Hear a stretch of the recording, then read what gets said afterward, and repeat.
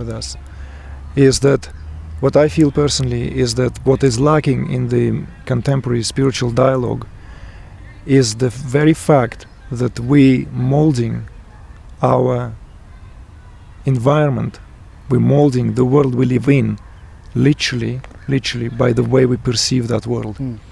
And the modern science speaks of that phenomenon more than ever. The whole paradigm that we found ourselves in, the whole predicament that this global civilization is now found itself, is that it became the civilization of the consumers. But how did it all become the civilization of consumers? Because the objectivity of the world, what was put as the main reason for existence. The world became, since the world was reduced to this one grand machine, empty of any consciousness. Source of resources. The earth was viewed as the object. Everything that was inside the earth was viewed as further objects. And to the degree that we actually started to treat people, ourselves, animals, all the species, trees, everything, our environment as objects. Where does that reductionistic view comes from? And this is very important to understand that spiritual dialogue is not separate from what is happening today in the, let's say, overall arena of discussion of how do we proceed from here. This is what you've addressed with Llewellyn during the discussion yesterday. A little bit.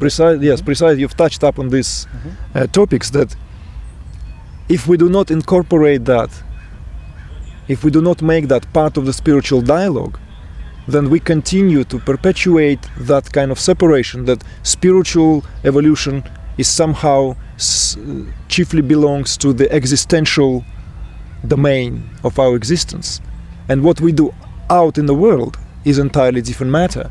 And as you said, the Buddhism became a very perfect refuge where you use Buddhism as a sort of like a rejuvenative place where you can dive back into the world of consumerism. Self-help, exactly. So the once great tradition of transformation of consciousness is being now utilized for the same very needs that we're trying to transform and trying to move away from. So it seems to me that the solving the problems on the level of the problems is not going to do anymore. We have to introduce the third factor. We have to go, as you said, not saving those who drown down the river, but we have to go behind the bend and see how did they end up being in that river in the first place.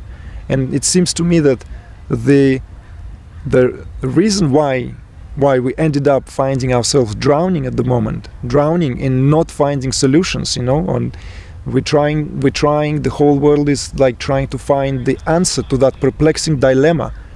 Some voices are gravitating towards almost painting a very bleak picture. And, on the other side, there are optimists who are saying that it will all somehow take care of itself. And where does that position finds each and every of us individually within the heart? And this is why I believe personally that the prevailing attitude that somehow the perception of the world is independent from the way we perceive it is an erroneous understanding. The world is as we see it, as Rishi Vashishta said. The world is as we perceive it. So, but that can change. Exactly. In other words, we mold the world with some total of our perception of it. So if we perceive the world as pure object, we are forming that morphological, crystallized structure of objective universe, where there is everything can be reduced to just that very level. And we find ourselves caught in that objective universe of unrelated matter.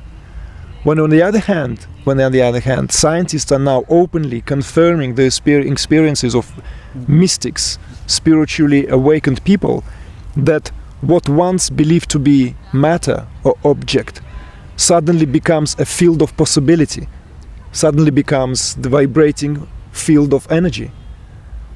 This is particles versus waves. So when our perception of the world changes, with that change, we change the world, because we perceive the world differently. And this is where I want to place an emphasis, and this is why I would like a certain dialogue to be opened up. Many great spiritual leaders, many great masters have spoken of the importance of the way we kick this universe. Every thought, every emotion, every feeling we have has an impact on a greater whole, because the size here does not matter. Sometimes you hear, well, but what can I do? I'm a small little individual in this whole cosmic game of whatever you call it, caught in the wheel of samsara. And yet, at the same time, scientists tell us that because of this law of non-locality, the grain of sand contains the entirety of the universe. Thence, to speak of something small versus big is irrelevant. Every feeling and every thought counts. And this is where I feel is that corner, that bend of the river, where we fall into that place where we then need to be rescued. Once our perception changes, then we start forming, and we start, that's the word start is irrelevant. Instantaneously we are making and creating another reality. We're creating reality through the way we perceive reality differently, because that is interdependent. This is how, how little I understand of modern science. This is how that works. This is the observer effect. So it's like literally the world is no longer solid, the world is no longer crystallized matter. The world suddenly becomes increasingly imbibed with infinite possibilities. So we find ourselves in that place in time where we can actually have a quantum leap from the place of again going back to that discussion which gave birth to this one yesterday, the one that you had with Lowlin, is that actually when something is dying, something is being born simultaneously. So this process of dying of the civilization and dying of this system of values that outlive themselves, we are in the process when we're witnessing a new birth, and we have to be very tuned, we have to be intuitively acute, we have to be literally hear the whispers of our innermost heart of what is that new that is in a budding state. The new story? Why not? A new story, and we are the sculptors, we are the molders, we are the ones that, we're creating that social sculpture. We're creating a new, let's say, model of interacting, so that we don't solve problems. We don't go around plastering the wounds of the earth, the wounds of the world.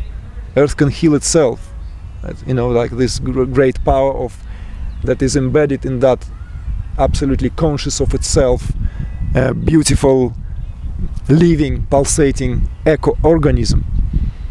But what we can do, we can willingly participate in that process. And this is what I feel is very much, this is why I felt it's like the messages that you were conveying yesterday in that dialogue, in that panel, is that it's so timely, because when people feel that existential quest for self, let's say, in whatever way you call it, enlightenment, emancipation, it's not removing oneself from the world and allowing the world to take care of itself. This is the greatest delusion, because if 2-3 people saying that, there is an army of those who follow way before they reach that state, of emancipation. And they are withdrawing themselves, so to speak, from that very important partaking. They basically they live neither in a state where they've transcended, let's say, the gross aspects of reality and abide in their essential nature. It's just they've created this kind of attitude, a mood, and by not fully understanding this engagement in the world, like of what you have beautifully spoken about as the real role of the bodhisattva, they become literally, they withdrew from the world. It's like the annihilation. It's like the story of India of the past 1,000 years, that completely India became the subject of many foreign invasions precisely because of misunderstanding of the whole notion of illusion, Maya, because the world was negated as it's not real, why to bother?